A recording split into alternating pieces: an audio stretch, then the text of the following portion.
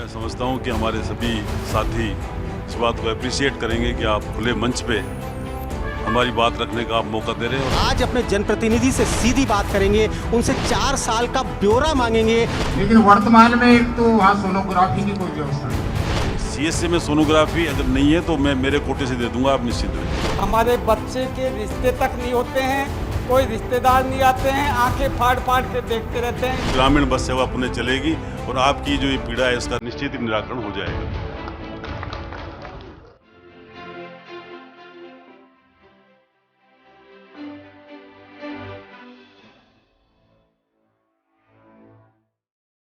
News India लगातार राजस्थान समेत पूरे देश में सामाजिक सरोकार की खबरों को उठाता है। और अब क्योंकि 2023 में विधानसभा चुनाव है, राजस्थान की जनता से पिछले विधानसभा चुनाव में चुने हुए जो जनप्रतिनिधि थे उन्होंने किस तरह के वादे किए, कितने वादों को पूरा कर पाए, और सरकार जो कि लगातार राजस्थान में बड़ी बड़ी उपलब्धियां गिना रही है, लेकिन ज़मीनी हकीकत क्या है इसे जानने के लिए आज हमारी पूरी टीम बांदीकुई में मौजूद है। स्थानीय जनता से तो रूबरू होंगे ही, साथ ही हमारे साथ सुनील सुशीला जी मौजूद है, इस पूरे कार्यक्रम का ये संचालन करेंगे। हम जाबाज हैं, जियाले हैं, आंधियों से खेले हैं, तूफानों से पाले हैं, सत्य का सवेरा है, इंसानियत के उजाले हैं, पहचान लो हमको, हम न्यूज़ इंडिया वाले हैं। नमस्कार, खम्मा गणी, राम राम सा। जी हाँ, राष्ट्र की आवाज़ न्यूज़ इंडिया आज आपके बांदीकुई शहर में है और आज हम यहाँ से प्रारंभ करने जा रहे हैं मरुधरा की महापंचायत। राजस्थान में इसी साल चुनाव होने, और जैसे ही चुनाव की बात आती है राजनीतिक गलियारों में चर्चाएं बढ़ जाती है, चहल पहल बढ़ जाती है। राजनीतिक गलियारों में ही नहीं बल्कि हमारे गांव के नुक्कड़ चौपालें भी सजने लगती हैं, शहरों के कॉलोनियां सजने लगती हैं, क्योंकि लोकतंत्र का ये जो त्यौहार है इसे हर भारतवर्षी बहुत शान से मनाता है। मैं आवाज़ देना चाहता हूं माननीय विधायक महोदय GR खटाना साहब को, कृपया मंच पे आएँ जिससे कि हम इस कार्यक्रम को प्रारंभ कर सकें। जी हाँ, GR खटाना जी एक प्रशासनिक अधिकारी रह चुके हैं, बहुत अच्छी तरीके से चीज़ों को मैनेज करते हैं और शिक्षा के प्रति जो इनका कार्य है वो काबिले तारीफ़ है। हर कोई जानना चाहता है कि इन्होंने क्या काम किए हैं। सर नमस्कार, बहुत बहुत स्वागत है हमारे इस कार्यक्रम मरुधरा की महापंचायत में। आपका स्वागत है और मैं समझता हूं कि हमारे सभी साथी इस बात को अप्रिशिएट करेंगे कि आप खुले मंच पे हमारी बात रखने का आप मौका दे रहे हैं और आप बिना किसी लाग लपेट के पत्रकारिता के हिसाब से, न्यूज़ चैनल के हिसाब से आप बिल्कुल खुल के अपनी बात रखें। मैं भी जो मेरे से संभव होगा मैं अपनी बात रखूंगा। जी हाँ, विधायक साहब हमारे साथ, मैं हमारे टीवी पर बैठे दर्शकों को आज की हमारी ऑडियंस से परिचय करा दूं। हमारी ऑडियंस में आज बांदीकुई के कुछ इनवाइटेड गेस्ट हैं जो कि बुद्धिजीवी हैं, कुछ पंचायत समिति से आए हैं, कुछ पार्षद लोग हैं और कुछ पढ़े लिखे युवक हैं जो कि आज अपने जनप्रतिनिधि से सीधी बात करेंगे, उनसे 4 साल का ब्यौरा मांगेंगे। जो वादे इन्होंने इसी तरह के एक मंच से किए थे उन वादों पर उनसे बात करेंगे। यूँ कहिए कि एक छोटा सा रिपोर्ट कार्ड तैयार करेंगे। तो तैयार हैं आप लोग? आपकी जनता आपके सामने है। सबसे पहला सवाल सर, पिछले 4 साल सर आपकी पार्टी कहिए चाहे कोई सी पार्टी कहिए, राजनीतिक उथल पुथल भी बहुत रही है उन दिनों में, और सबसे खास बात कोविड और कोरोना ने भी बहुत सारी चीज़ों को रोका है। उसके बावजूद आप इतनी कॉन्फिडेंस के साथ, इतने आत्मविश्वास के साथ कैसे कह सकते हैं कि मैं मेरी जनता के सामने मेरे विकास कार्यों का ब्यौरा दूंगा? देखिए, इसमें कोई संदेह नहीं कि कोविड के जो 2 साल निकले जी, उसमें सभी तरह के कामों में रुकावट आई और ख़ास तौर से विकास के जितने काम थे उनमें रुकावट आई। पर इसके बावजूद भी हमने किसी भी काम में कोई रुकावट नहीं आने दी। और ब्यौरेवार आप अगर एक एक विभाग का, एक एक डिपार्टमेंट के बारे में कोई भी जानकारी लेना चाहें, और मैं ख़ास तौर से, थोड़ी लंबी हो जाएगी बात। नहीं सर, आप खुल के बोलिए। मैंने जब पिछली बार चुनाव लड़ा तो उस टाइम लगभग 10 ऐसे वादे थे जो हमने किए जी, और ये प्रयास किया कि वो 10 के 10 वादे हमारे इस कार्यकाल में पूरे हों। उनमें एक मजाक भी है, जब हम कृषि इसके मंडी, पुरानी मंडी के सामने मीटिंग कर रहे थे जी, तो मेरी वाइफ जो पहले जिला प्रमुख थी उन्होंने कहा कि अगर हम पानी नहीं ला पाए तो हम अगली बार आपके सामने नहीं आएंगे और मैं आपको छोड़ के चली जाऊंगी। तो हमने और क्या बात है? जी ने पूरा प्रयास किया कि बांदीकुई और पूरे ज़िले में पानी के लिए हमने पूरा प्रयास किया। और इसरदा प्रोजेक्ट जो लगभग 6200 करोड़ रुपए का प्रोजेक्ट है, और मेरे सभी साथी जो सिकंदरा जाते होंगे या गांव में आसपास जाते होंगे तो उनको वो बड़े बड़े पाइप जो अभी दिखते होंगे, और पूरा प्रयास है, अभी 90% काम इसरदा बांध का कंप्लीट हो गया है। और हमने पिछले 2021 के बजट से पहले सीएम साहब से रिक्वेस्ट की थी कि साहब जब ये बांध बनेगा जी, और उसके बाद अगर पाइपलाइन का काम शुरू होगा तो ये बहुत लंबा टाइम लग जाएगा।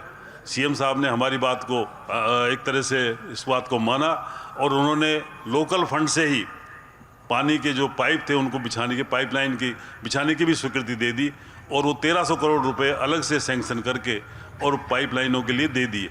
अब वो पाइपलाइन आपने देखा होगा बहुत तेज गति से हमारे पूरे एरिया में जाल बिछना शुरू हो गया है, और हमें पूरी उम्मीद है इसकी जो 2024 की 31 मार्च है वो उनकी लास्ट गाइडलाइन है कि भाई हम तब तक इसको पूरा कर लेंगे।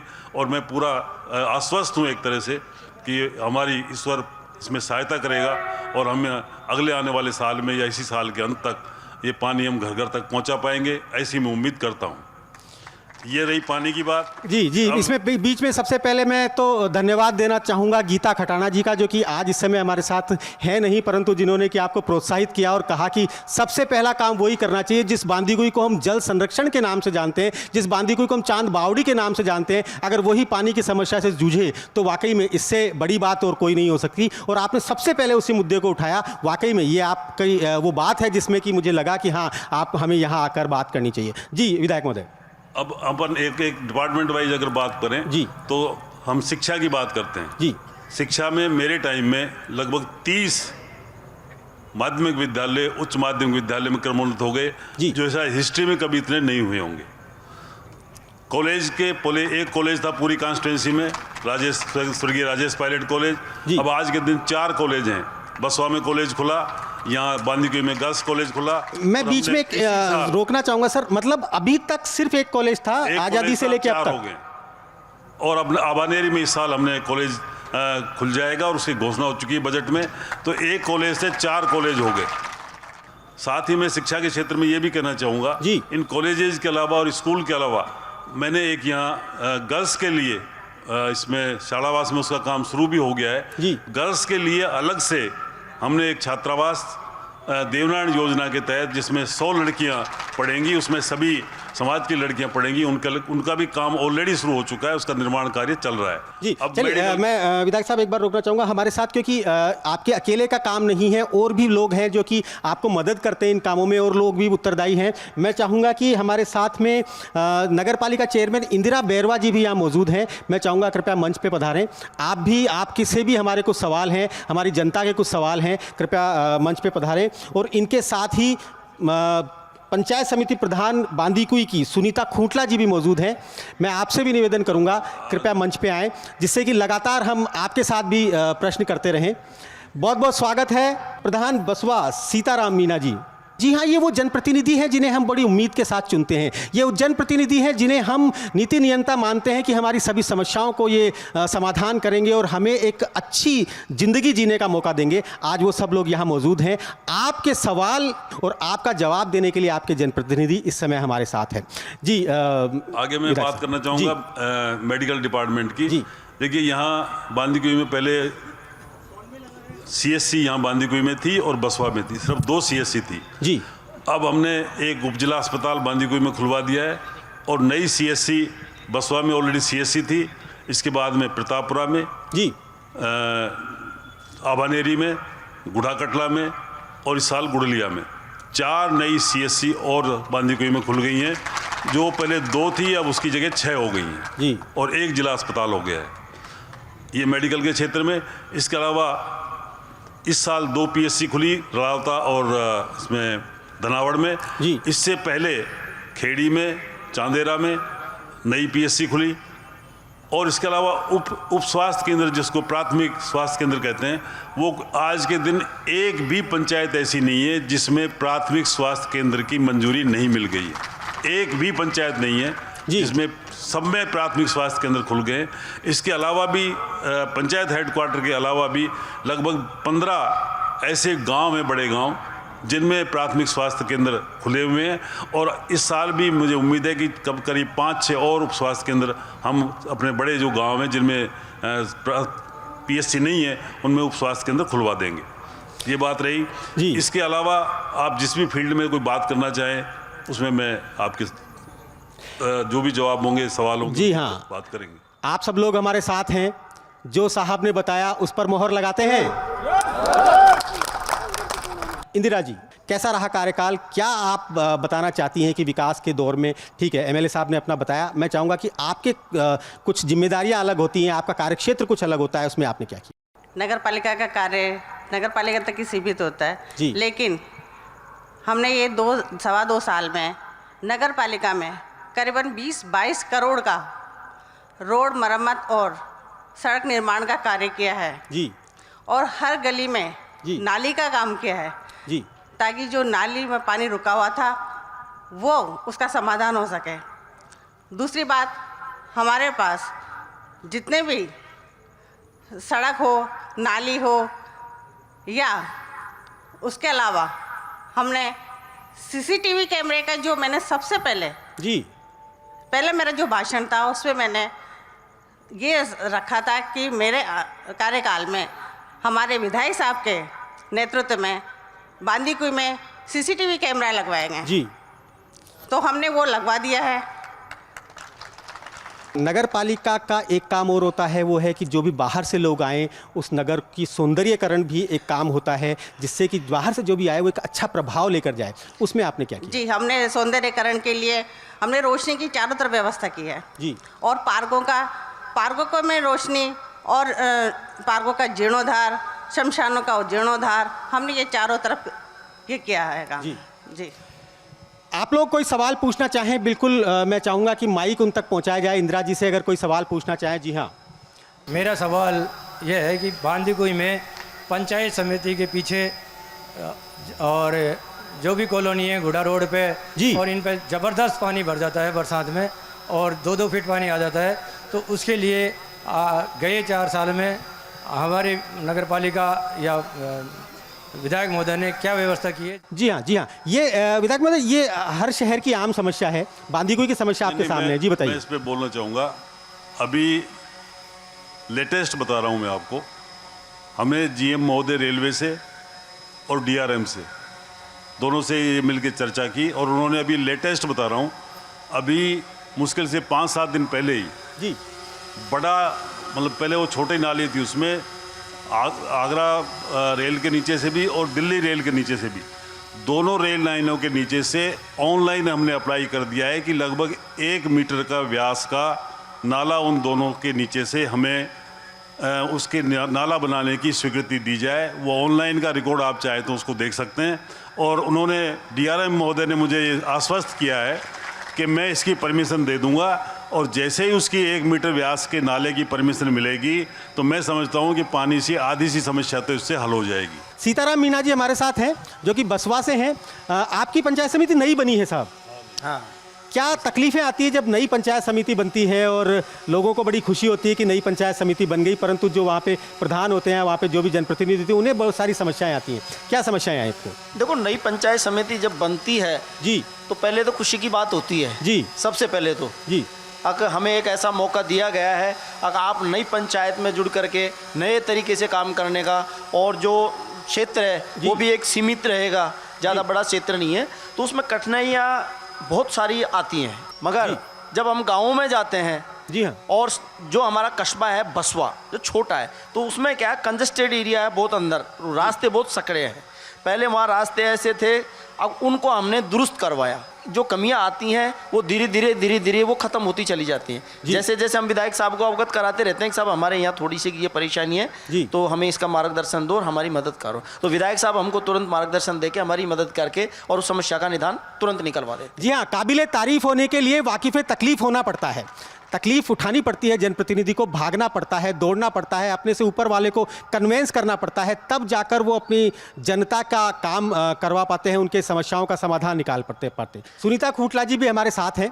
सुनीता जी, कहना चाहेंगी कुछ? क्या कार्य रहे, किस प्रकार से आपको मदद मिली और किस प्रकार से कौन कौन सी समस्याएं थी? पूरा काम हो रहा है, गाँव में सड़क बनवाई, पानी का काम किया, नरेगा का काम, और भी कोई गरीब का कोई भी काम हो, विधवा की पेंशन, मतलब गेहूँ नहीं मिल रहे हो, वैसे भी कोई काम हो तो पूरा काम करवा रहे हैं और पूरा ही करेंगे हमारे एमएलए साहब। जी बहुत बहुत धन्यवाद, बहुत बहुत तालियां इनके लिए। मैं फिर चाहूँगा अगर आपके पास कोई सवाल है आप प्लीज़ पूछते रहें। जी हाँ सर, मैं पंचायत समिति प्रधान सीताराम जी से एक प्रश्न पूछना चाहता हूँ। बिल्कुल स्वागत है जी। इन्होंने सड़क पूरे गांव के अंदर बनवाई, सरपंच ने बनवाई, इन्होंने बनवाई, सबका सहयोग रहा, एमएलए साहब का सहयोग रहा जी। पुरानी तहसील से और रामलीला मैदान तक एक भी अगर शौचालय है तो मुझे बता दे प्रधान जी, एक भी शौचालय नहीं है।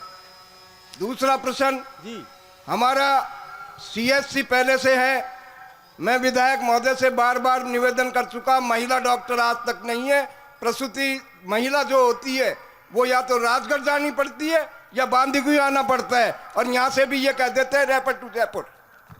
तो मेरी गुजारिश है एमएलए साहब से, अब महिला डॉक्टर बसवे में होना बहुत जरूरी है। जी हाँ सर, मांगो उसी से जो दे दे खुशी से, उस तरीके से अपने हक से मांग रहे हैं।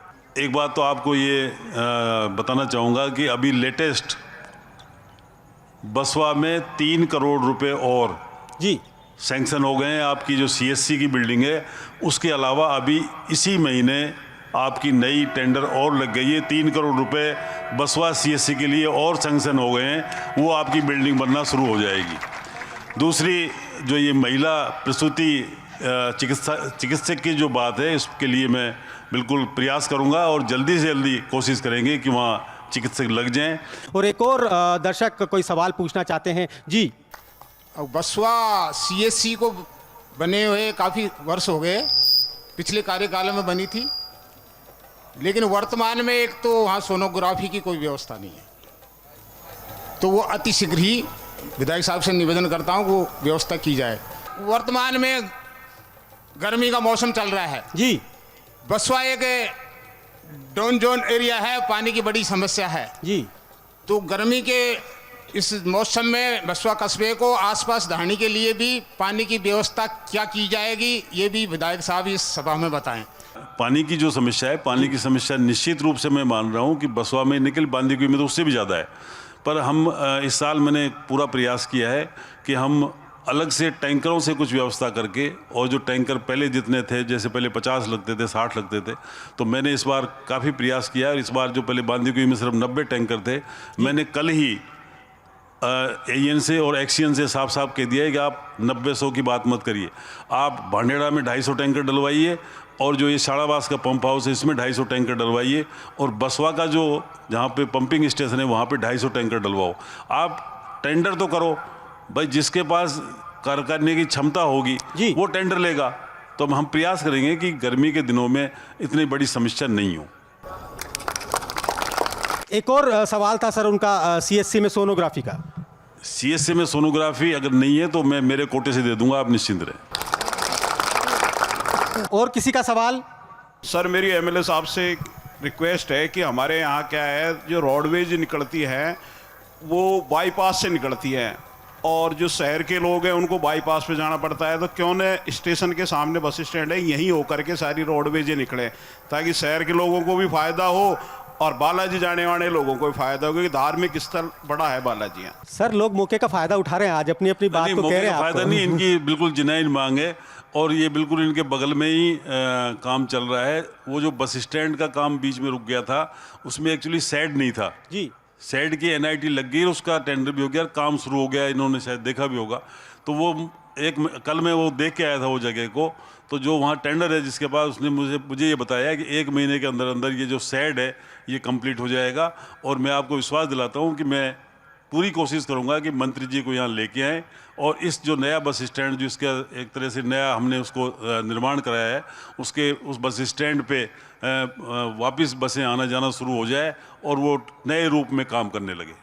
आप सभी की मौजूदगी में विधायक साहब से मैं एक सवाल पूछना चाह रहा हूँ। विधायक महोदय, ये जितने भी वादे अभी आप कर रहे हैं, जो इनके सवाल हैं, वो इसी कार्यकाल में होंगे, अगले कार्यकाल के लिए वादे हैं? अब ये जो बस स्टैंड है ये तो 1 महीने में हो जाएगा, मतलब ये अगले कार्यकाल की बात नहीं है। इसमें तो जो उसका टिन शेड नहीं थी, उस पर जी टिन शेड के लिए काम चल रहा है ऑलरेडी, और वो उसने कल मेरे को, जिसके पास टेंडर है, उसने कल ही में होके आया था बाई चांस वहाँ, उसने मेरे से कहा है कि 1 महीने के अंदर अंदर ये जो टिन शेड का काम है ये हो जाएगा। और जब टिन शेड का काम हो जाएगा तो पिछली बार भी मंत्री में जो ट्रांसपोर्ट मिनिस्टर है उसको लेके आए थे, पर उस टाइम ये बस स्टैंड का काम हो नहीं पाया था। अब ये लगभग 70-80% कंप्लीट है और जैसे ही ये 100% पूरा होगा तो मंत्री महोदय को लेके आएंगे और प्रयास करेंगे कि ये बसें यहाँ रुकने लग जाएं। सर मेरा पहला सवाल चेयरमैन साहिबा से है जी। SBM 2 योजना के तहत एक सार्वजनिक शौचालय स्वीकृत हुआ है गुड़ा रोड संत फ्रांसिस तिराहे पर। 11/4/2022 को नगर पालिका ने एक पत्र DLB को लिखा है, तो वो मैं आपसे ये पूछना चाहता हूँ चेयरमैन साहिबा जी, वो कब तक उसका निर्माण हो जाएगा? और एक सवाल आदरणीय विधायक महोदय से, एक नोडल यहाँ पर चिकित्सा पशु चिकित्सालय है, उस पर एक जो बड़ी मेजर जो समस्या आ रही है वो एक एक्सरे मशीन की है। बहुत सारे आसपास के गांव है जिनमें बहुत सारे पशुपालक लोग ज़्यादा रहते हैं, तो उनको एक जो मेजर जो समस्या उनकी आ रही है तो एक पशुओं के लिए एक एक्सरे की है, तो आप कब तक वहाँ एक पशु हॉस्पिटल में एक एक्सरे की व्यवस्था हो जाएगी?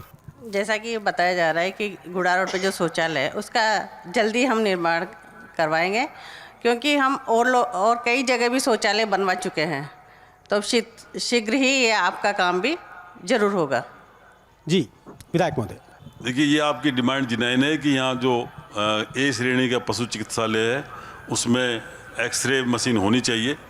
अब ये मेरी जानकारी में नहीं है, आप मेरे संज्ञान में लाएं तो निश्चित रूप से इस जो पशु चिकित्सक हैं यहाँ के उनसे बात करेंगे और जो जितना जल्दी हो सकेगा डिपार्टमेंट से या मेरे कोटे से, तो इसको हम पूरा प्रयास करेंगे कि जल्दी जल्दी इस काम को पूरा कर दिया जाए। साहब मैं आपको बता दूं जी, मेरी 50-51 साल की उम्र है, मैंने पहली बार ऐसा विधायक देखा है जिसने इस क्षेत्र की जनता से जो वादे किए उन वादों को लगभग पूरा किया है। बहुत बढ़िया। अब मैं विधायक साहब से एक ही मांग करता हूं, हमारे बांदीकुई का जो चिकित्सालय है, उपजिला चिकित्सालय है जी, ये बहुत ही कंजस्टेड जगह में है।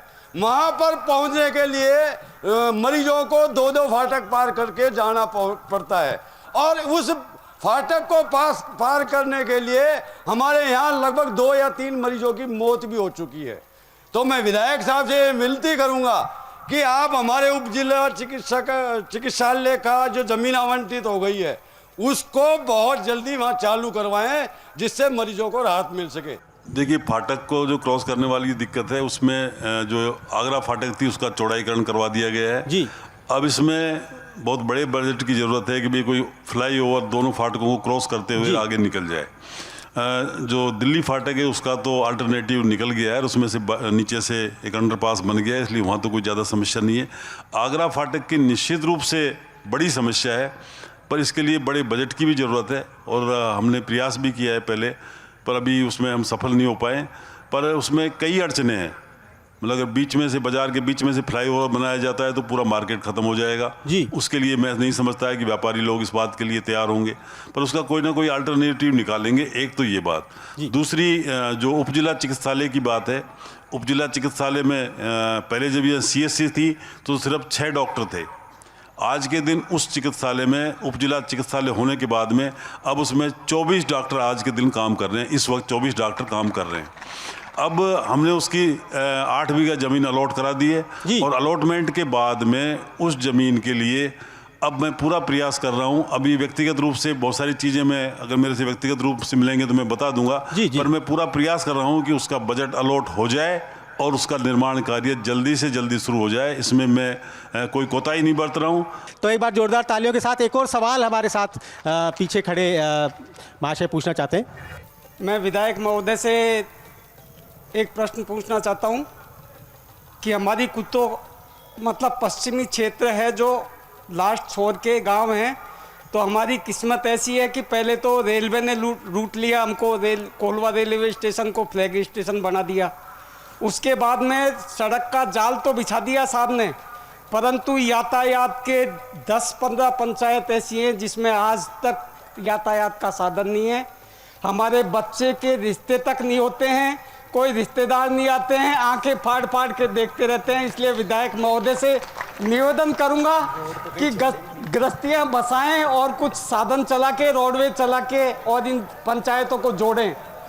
जी भाई विधायक महोदय देखिए, सुनिए, ये जो बहुत खूबसूरत प्रश्न है सर, ये बहुत अच्छा नहीं, पर मैं आपको एक्चुअली बताना चाहूँगा कि अभी पीछे जब मीटिंग हुई थी वहाँ जयपुर में, तो ये बात आई थी कि भाई ग्रामीण बस सेवा जो पहले चली थी पिछले कार्यकाल में, कांग्रेस के पिछले कार्यकाल में, उसको पुनः शुरू किया जाए ये लोगों के सामने बात आई थी। ये बड़ी भारी डिमांड थी सभी की तरफ से कि ग्रामीण बस सेवा जो पहले चल रही थी उसको पुनः चालू किया जाए, और मैं समझता हूँ कि निकट भविष्य में इसके चलने की पूरी उम्मीद है। अब वो पीपीपी मोड पे चले या सरकार उसको चलाए, पर उम्मीद है कि वो ग्रामीण बस सेवा पुनः चलेगी और आपकी जो ये पीड़ा है इसका निश्चित ही निराकरण हो जाएगा।